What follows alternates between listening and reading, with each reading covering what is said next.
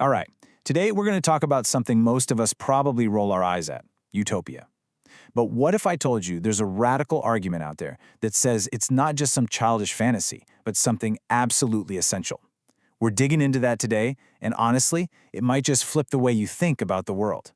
Whoa! Okay, so right out of the gate, the author is not holding back at all. A maggot or rat in a gutter. That's intense. The point being made here is pretty clear. Wanting something better, that dream of a perfect world, isn't just some fluffy, nice-to-have idea. Nope, it's what actually makes us human. It's a direct shot at our cynicism. So let's get into this defense. We're not just talking about some abstract philosophical concept here. This is presented as a full-throated, passionate case for human ambition itself. The argument is that if you give up on the idea of utopia, you're giving up on a core piece of yourself. And this really gets to the heart of it, right?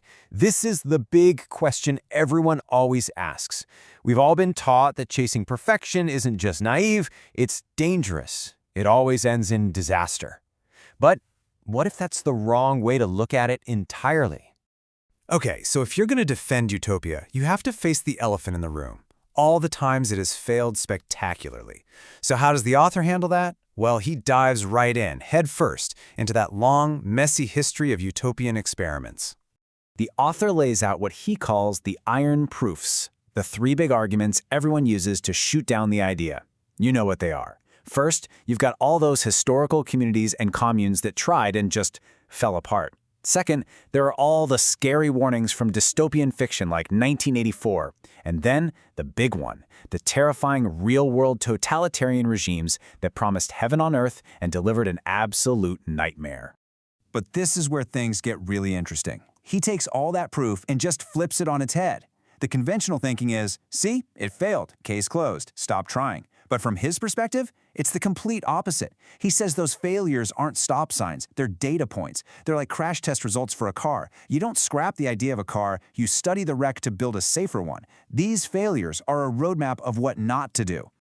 All right, so after building a defense for the dream of utopia, the author pivots and takes a hard look at the world we actually have right now. And let me tell you, his critique here is just as biting.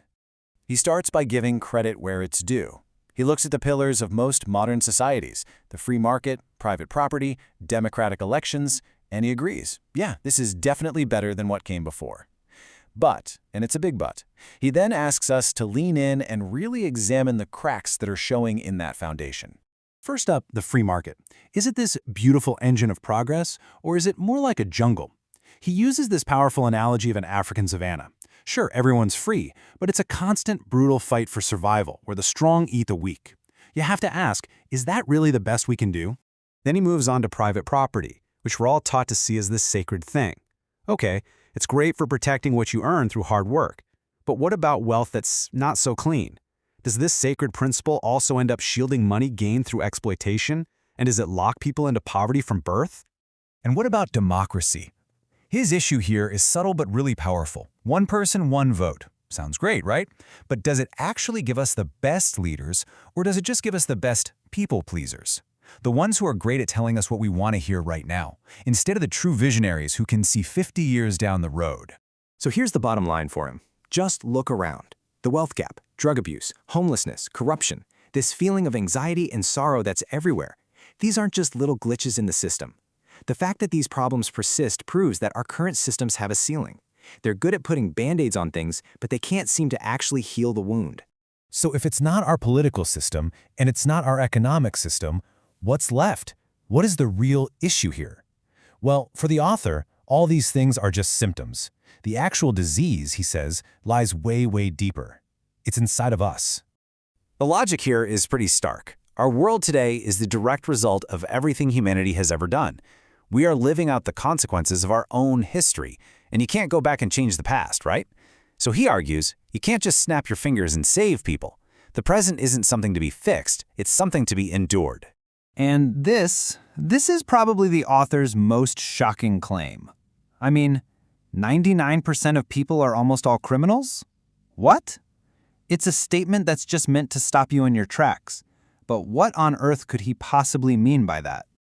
Okay, let's unpack this. He's not saying we're all out there robbing banks. He's using the word criminal in a much broader, more philosophical sense. He's pointing to what he calls the selfish gene. The idea is that, deep down, we're driven by selfishness.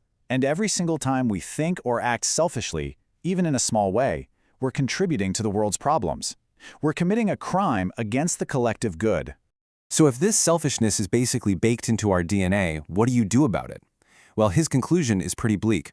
Forget inspirational speeches, forget moral lessons. He argues that stuff just doesn't work. The only things that truly change human behavior are immense suffering or some kind of overwhelming external force. Basically, we only change when we're backed into a corner. Wow. So, after that pretty grim diagnosis of human nature, you might be thinking, well, what's the point then? Where do we go from here? And that brings us to the final section.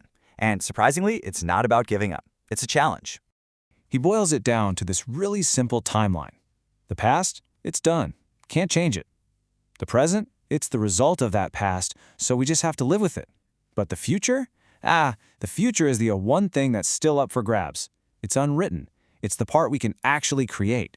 But, and this is a huge catch, there's a massive warning label attached.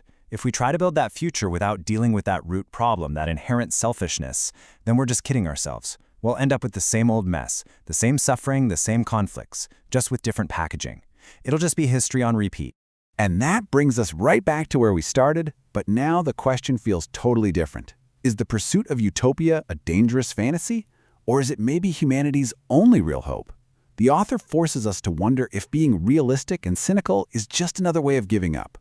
Maybe the real choice isn't between our flawed world and some impossible dream, but between stagnation and aspiration. It challenges us to decide if we're doomed to repeat the past forever, or if we dare to write a different ending.